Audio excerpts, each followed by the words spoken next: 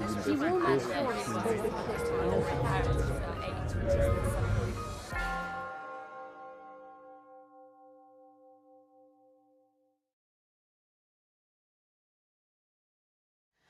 So, what is any respectable girl brought up to do but to catch some rich man's fancy and get the benefit of his money by marrying him?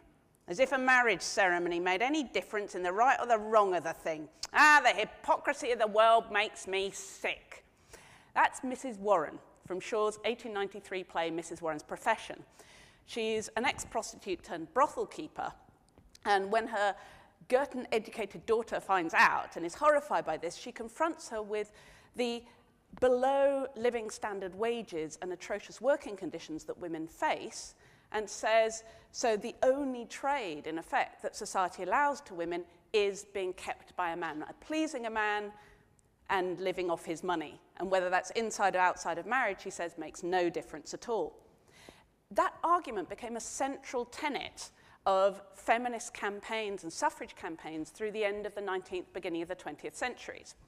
So, for example, Cicely Hamilton, a leading suffragist at the beginning of the 20th century, wrote in her polemic Marriage as a Trade in 1909, "For woman, who has always been far more completely excluded than man from direct access to the necessities of life, who has often been barred both by law and custom from the possession of property, one form of payment was demanded, and one only.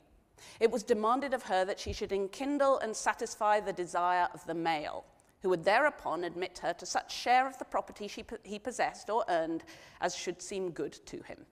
In other words, she exchanged, by the ordinary process of barter, possession of her body for the means of existence."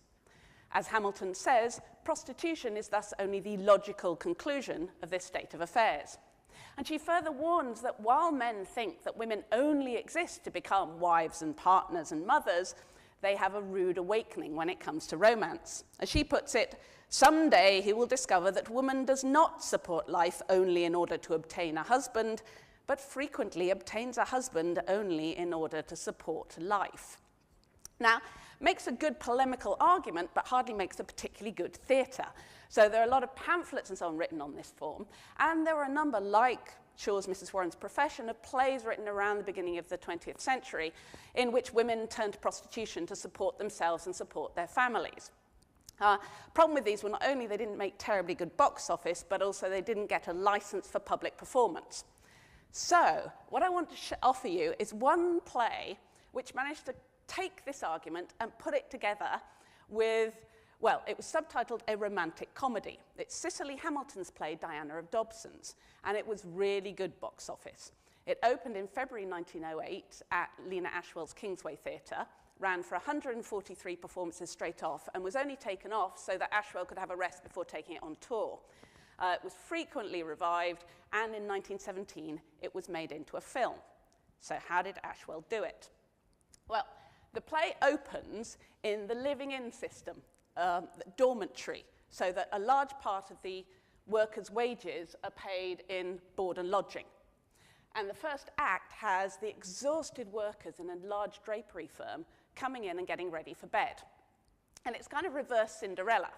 So they come in looking like attractive, beautiful, young, nubile shop girls, specially designed to market the goods, and they take off the false hair, the false curls, the ribbons, the collars, the cuffs, all the rest of it, and get into their very unattractive nighties, all without, as the critics, the male critics, complained about the sensational nature of this scene, and also complained that no flesh was seen, and as one critic put it, the various stages of undress are not made pretty.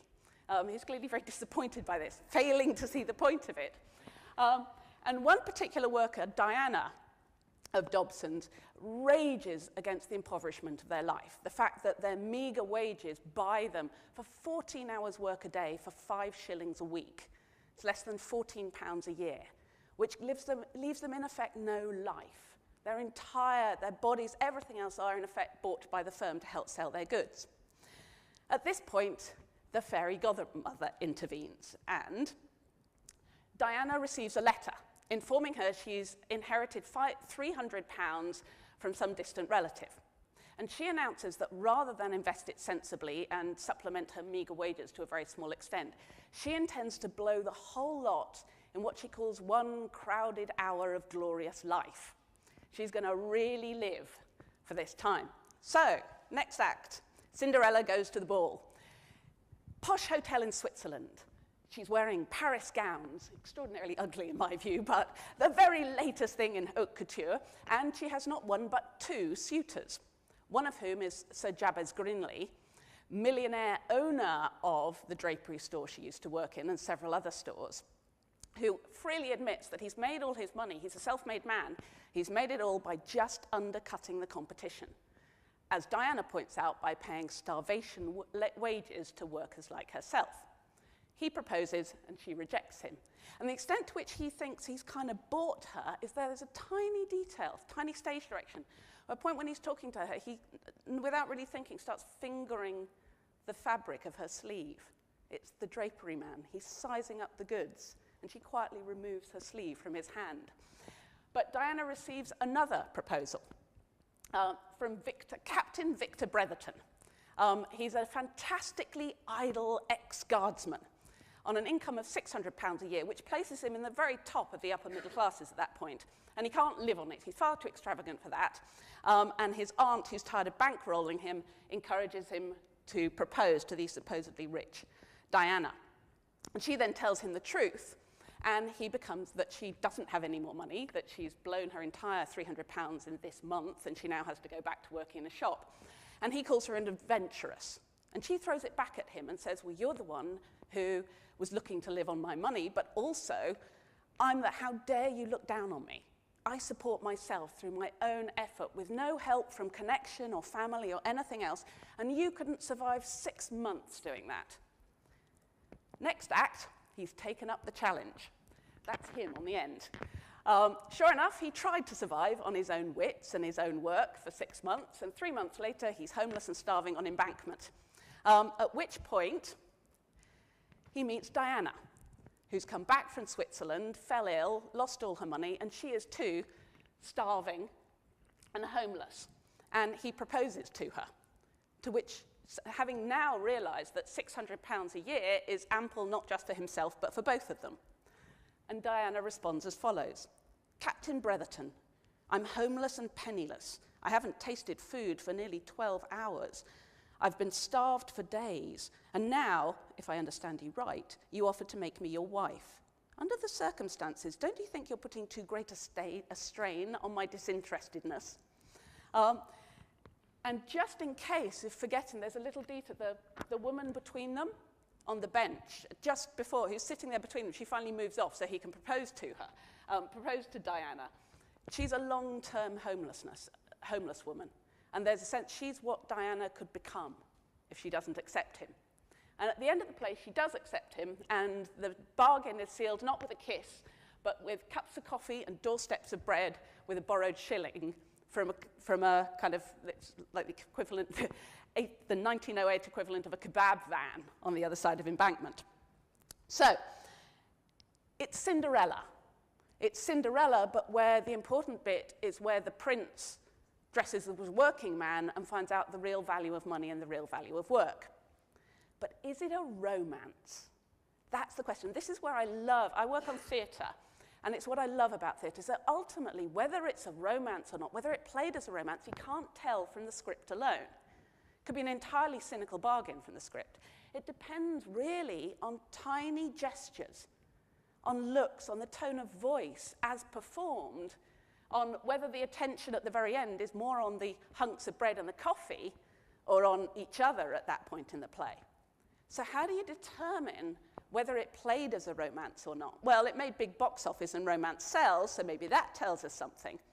But even that can't tell you absolutely, and it can shift. Shaw famously, only a couple of years after this play, Pygmalion ends with Eliza Doolittle, kind of taken out of the working class and the problem of how she's going to earn a living now. She's become middle class and so on. And when that play was first performed, Herbert Beerbohm-Tree, playing Henry Higgins, turned the play, in effect, into My Fair Lady. So he ended the play by presenting the actress playing Eliza with a large bouquet of flowers and looking adoringly at her. And Shaw, when he came on and saw this, came into the 100th performance and saw it, was outraged. And Herbert Bibbentry was rather upset. He said, but my ending makes money. You ought to be grateful. Your ending is damnable, said Shaw. You ought to be shot. So there's a sense in which you could wrench the whole play around by just by those kind of unscripted, tiny gestures at the end of the play. You could undercut the whole politics of the play. So how was it played at the end? All we've got, really, to try and determine that are reviews of the play.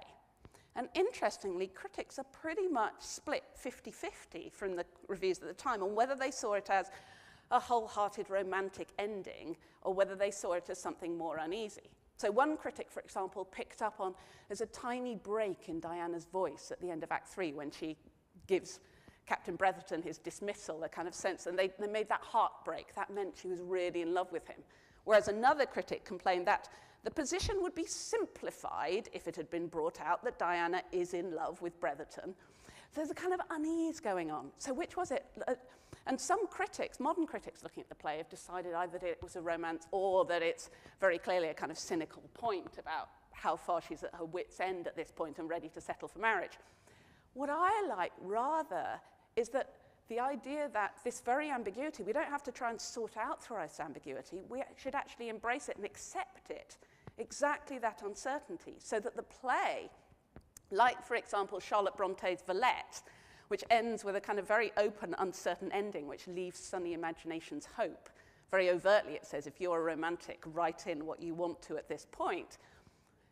At the end of Diana of Dobson's, I'd say it's actually quite deliberately left ambiguous. And that point above all, that what the play is in effect saying, therefore, is don't offer women a working wage, don't offer them decent professional and legal rights and opportunities. And how can you ever be sure that she married you for love, not money?